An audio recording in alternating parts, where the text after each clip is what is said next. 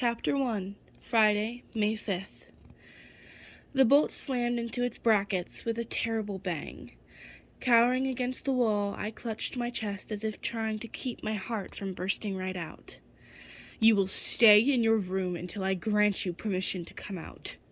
My mother's voice reverberated from the bottom of the staircase to the arched ceiling and vast walls of the hallway. "Do you hear me?" Though I couldn't see her, I pictured her standing on the landing, arms crossed and head tilted, as still as a statue, except for the plumes of residual purple smoke coming from her fingertips. I wish she would have tromped up the stairs and locked the door with her own 2 hands instead of using magic. However, subtlety was not in her nature. "Answer me, Regina." "Yes, Mother," I said. I heard a faint pattering noise, but I couldn't tell if it was my mother's high heels tapping on the tiles as she walked away, or the bolt on the outside of my bedroom door trying to settle into place after having suffered such a blow. I hung up my riding jacket and peeled off my boots. I had no idea how long I'd be imprisoned in my room, so I figured I might as well make myself comfortable. Heaving out a gust of air, I slid down the wall until I was seated on the rug. I'd always admired the rug my father had brought home for me from one of his many trips. Not only did it protect me from the hard, chilly floor beneath, but it also kept me amused. Growing up, I'd spent countless hours lying on my belly, letting my imagination run rampant, with the adventures I could have with all the trees, flowers, and animals woven into it, as if they were real. With the tip of my finger, I traced along the familiar scene, from the pond where the frogs floated on lily pads to the stream teeming with fish, pausing when I reached the green snake coiled up on its bank. September, 10 years earlier, calm child, my father urged when he spied me peeking into his smoking room. I wiped my eyes on the cuff of my blouse, hoping he hadn't spotted the tears. My mother and I had gone to town, and a pair of little girls had invited me to play marbles. My mother had scooted me past before. I'd even been able to answer, and when I'd begged her to let me play one little game, she'd said, "We have more important things to do." Only I couldn't think of a single thing we'd done that afternoon that was important at all. My father finished cutting an apple and placed the slices onto a plate beside his favorite chair. It was autumn, the best season of the entire year, and the orchard was bursting with the beautiful red fruit. "I have a story for you." He patted his knee and I hopped onto his lap. "Once there was an old man," he began. "As old as you, Daddy?" I asked, pulling playfully on his beard. Unlike Mother, he never seemed to mind when I interrupted. He used the break to hand me a slice of apple. "Even older, if you can believe it." "Oh, I can believe it, if I try really hard." I teased him as I relished the crispy, sweet fruit. "Well, that's good to know," he said with a chuckle. I snuggled up to his velvety soft vest as he continued his story. The old man loved having his breakfast beside a beautiful gurgling brook. The animals who made their homes near the brook looked forward to his daily visit, for he always had a song to sing and brought plenty of food to share. One morning, a green snake slithered over to the old man's basket. The birds looked to the air, the squirrels and the rabbits and the foxes scurried off. Even the fish swam downstream, safely out of reach from the snake. "Why are you still here, old man?" the snake asked. "Are your eyes too old to see that I am a poisonous snake? My bones might creak, my skin might be wrinkled, but there is nothing wrong with my eyes," replied the man. He reached into his basket and held a piece of bread before the deadly serpent. The snake smiled slyly as the old man and his venomous fangs sank through the bread and deep into the man's palm. As the snake glided away, the man jumped up as best he could on his old legs and soaked his hand into the cold waters of the brook, hoping to get relief from the pain. Oh my gosh. Soon enough, a fish swatted his wounded hand, and though the man thought it was just the waters lapping at him, sucked and spat the poison out, leaving the man to live another day. The following morning, the old man returned to the brook with his basket of food. As had happened the previous day, the man offered the snake some bread. Again the snake bit him. The man shuffled to the brook and dipped his throbbing hand in the water, where another fish sucked out the poison and saved his life. On the third morning, the snake said to the old man, "I do not know how you're alive, but even more perplexing is why you keep feeding me when you know I'll bite you. I've done it before, and I'll do it again. It is in my nature. It's what I do." The man pondered this for a moment before reaching in his basket, because, he said, out a piece of bread for the snake. "This is what I do." I waited for my father to continue, but he just sat there, smiling down at me. "Is that it?" I asked. "That's the end of the story," he confirmed. "But I don't understand it." His smile deepened and his eyes twinkled.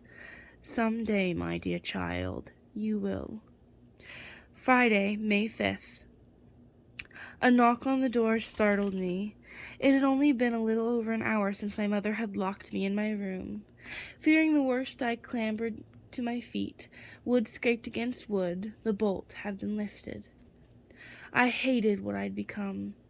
A pitiful creature who cowered when it came to my mother. For once I wanted to have the courage to stand up to her. Alas, as long as she used her magic, she would always have the upper hand. "Come in, Mother." Again, "I'm very sorry." To my relief, it was my father. "Actually, it's me," he said. He entered, with him came a sweet, earthy aroma of tobacco. He looked dapper, with his scarlet coat, beige breeches, and knee-high riding boots. "Your mother says you may come down for tea now.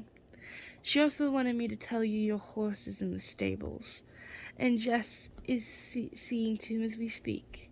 "Thank you, Daddy," I said as I brushed the wrinkles out of my blouse. I hoped he would ask what I'd done to deserve being locked in my room, but he did not. To be honest, I wasn't surprised. He seldom inserted himself between my mother and me, and oftentimes I wondered if he'd been afraid of her too.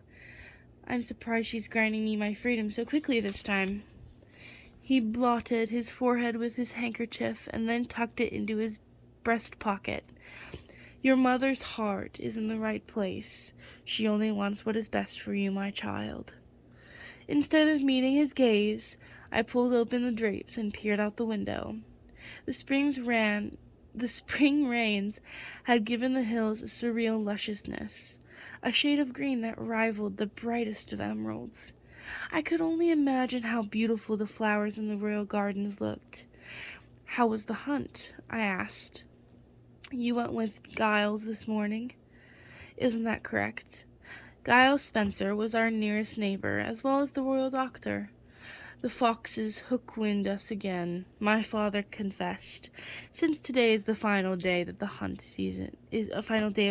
season, I'm afraid we'll have to wait until November to salvage our reputations." Giles' hunting reputation isn't the one I would worry about if I were him, I said when my father sighed. I instantly regretted my insensitivity. He was my father's friend, so I should have done better to tolerate him, even if he had been found passed out in some farmer's chicken coop that previous Saturday. Since his wife and baby passed away, he isn't the same man.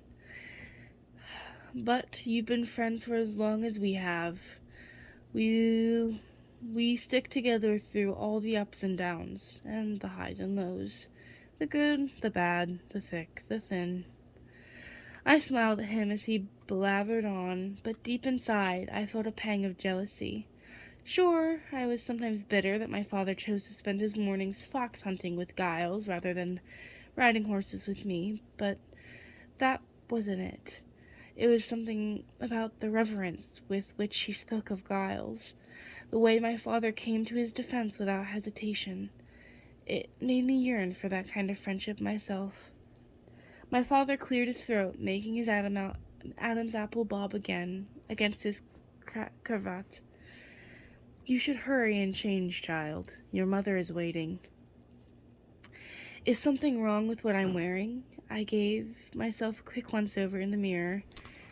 The day before, I'd shown up to tea with grass stains on my hemline, and with a flick of her wrist, my mother had used her magic to change me into a clean, starched dress, glaring at me as she did so.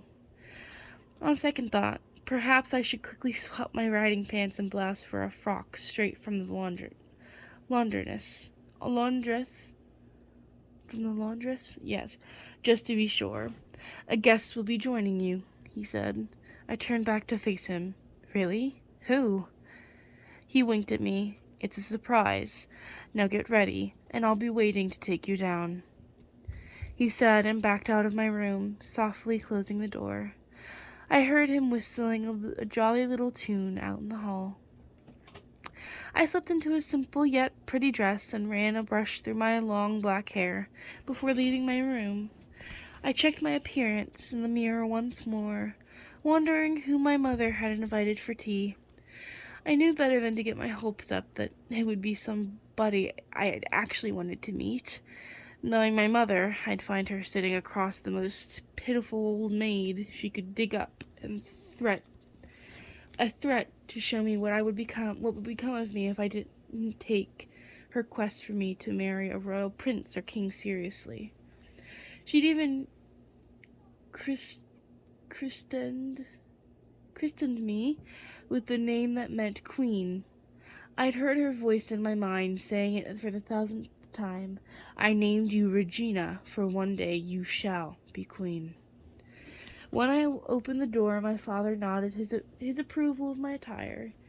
I followed him down the stairs. We passed my parents' wedding portrait, a life-size rendering that proved they'd made a striking couple when they were young. I paused to study their faces, something I'd often found myself doing. When I was a little girl, I'd seen in their eyes the look of true love, something I wish I, too, would find someday. Now that I was 16, however, I saw something more hidden deep in their expressions. If the artist had authentically captured what they'd been thinking that day, I'd say as a young prince, my father had appeared dutiful and proud, and as the newly crowned princess, my mother had a triumphant glimmer in her eye. My father had kept walking while I paused. Although he was balding and had thickened around his midriff in the 70 years he'd posed for his wedding portrait, I still thought him to be a handsome man. I took the stairs as quickly as possible to catch up with him. At the bottom, I accepted his elbow, and he dutifully escorted me to the drawing room, and then dismissed himself. Before entering, I took a calming breath, hoping my mother's mood had improved.